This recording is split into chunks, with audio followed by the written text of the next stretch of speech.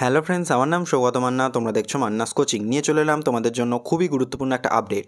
তোমরা ইতিমধ্যেই জানো যে উচ্চ মাধ্যমিক পরীক্ষা কিন্তু ইতিমধ্যেই চলছে এবং এই সমস্ত উচ্চ মাধ্যমিক পরীক্ষার্থীরা পরবর্তীকালে ভর্তি হবে বিভিন্ন কলেজ বিশ্ববিদ্যালয়গুলোতে, এবং সেক্ষেত্রে কীভাবে তারা অ্যাডমিশান নেবে সেই সংক্রান্ত কিন্তু নতুন আপডেট উঠে এসেছে, যেটা 2022 সাল থেকে মানে অভিন্ন পোর্টালের মাধ্যমে যে স্টুডেন্ট ভর্তির যে ব্যাপারটা সেটা কিন্তু মানে প্রয়োগ করতে চেয়েছিল উচ্চ শিক্ষা দপ্তর, কিন্তু সেটা এখনও পর্যন্ত কিন্তু প্রয়োগ করা যায়নি।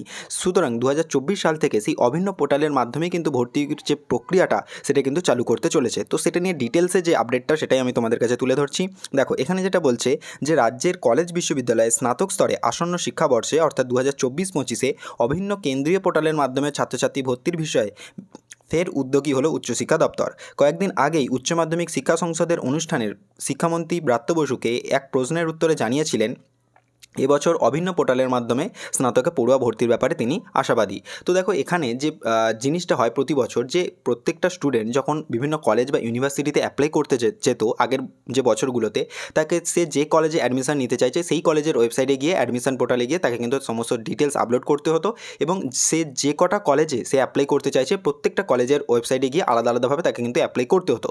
কিন্তু উচ্চশিক্ষা দপ্তরের যে সিদ্ধান্ত, একটা ডিসিশান ছিল যে একটাই মাত্র পোর্টাল চালু করা হবে, যার মাধ্যমে রাজ্যের যত ইউনিভার্সিটি এবং তার আন্ডারে যত কলেজ রয়েছে সমস্তগুলো একই পোর্টালের মাধ্যমে এসে যেন একটা স্টুডেন্ট তার একটা জায়গাতেই ওই অভিন্ন পোর্টাল, যেটা একটাই পোর্টাল, ইউনিক পোর্টাল, সেখানে যদি তার সমস্ত ডিটেলস আপলোড করে দেবে এবং সে চুজ করতে পারবে সে কোন ইউনিভার্সিটির কোন কলেজগুলোতে সে সিলেক্ট করতে চায়। সেখানে সে একটাতে সিলেক্ট করুক কি 3-4টেতে সিলেক্ট করুক, সেরকমভাবে একটা পোর্টালের মাধ্যমে যেন সব জিনিসটা মানে হয়ে যায়। তো সেটার জন্যই কিন্তু 2022 সালে এটা নিয়ে কিন্তু প্রস্তাবনা রাখা হয়েছিল, কিন্তু 2022 সালে এটা কার্যকরী হয়ে ওঠেনি, কারণ তখন ইনফ্রাস্ট্রাকচার তৈরিই হয়নি এবং ওয়েবসাইটটা তৈরিই হয়নি।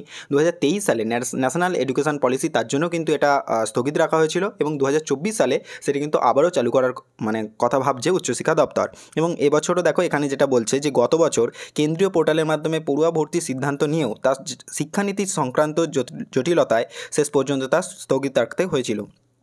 এবছর যাতে অভিন্ন পোর্টালের মাধ্যমে ভর্তি করা যায় তাই অনেক আগে থেকে সেই কাজ কিন্তু শুরু হয়েছে। তো এবছর কীভাবে তোমাদের সেই অভিন্ন পোর্টালের মাধ্যমে অ্যাডমিশানটা হয় সেটা কিন্তু একটা খুবই চ্যালেঞ্জিং ব্যাপার, কারণ সারা ওয়েস্ট বেঙ্গলের যত স্টুডেন্ট আছে তারা কিন্তু একটা ওয়েবসাইটেই তারা কিন্তু অ্যাপ্লাই করতে যাবে। সেক্ষেত্রে একটা সার্ভার প্রবলেম তো রয়েছেই, প্লাস প্রত্যেকটা ইউনিভার্সিটির আন্ডারে প্রত্যেকটা কলেজগুলোকে সেখানে অ্যাড করা এবং তাদের যে যাবতীয় ক্রাইটেরিয়াগুলো সেগুলোকেও কিন্তু ঠিকঠাক করা, সেটাও কিন্তু একটা বড় চ্যালেঞ্জের। তো পরবর্তীকালে কী কী আপডেট আসে এটা নিয়ে সেটা অবশ্যই জানাবো, এবং এটা আশা করি যখন উচ্চ মাধ্যমিকের পরীক্ষা শেষ হওয়ার পর যখন রেজাল্ট বেরোনোর আশেপাশে এই অভিন্ন পোর্টাল কিন্তু আশা করি চালু হয়ে যাবে, এবং সমস্ত ডিটেলস আপডেট কিন্তু তারপর থেকে আসতে থাকবে। তো কীভাবে তোমরা অ্যাপ্লাই করবে, কীভাবে সমস্ত ডিটেলসগুলো কীভাবে হবে, সেই সমস্ত কিছু নিয়ে কিন্তু আমি অলরেডি ভিডিও করে আমি তখন তোমাদেরকে জানিয়ে দেবো।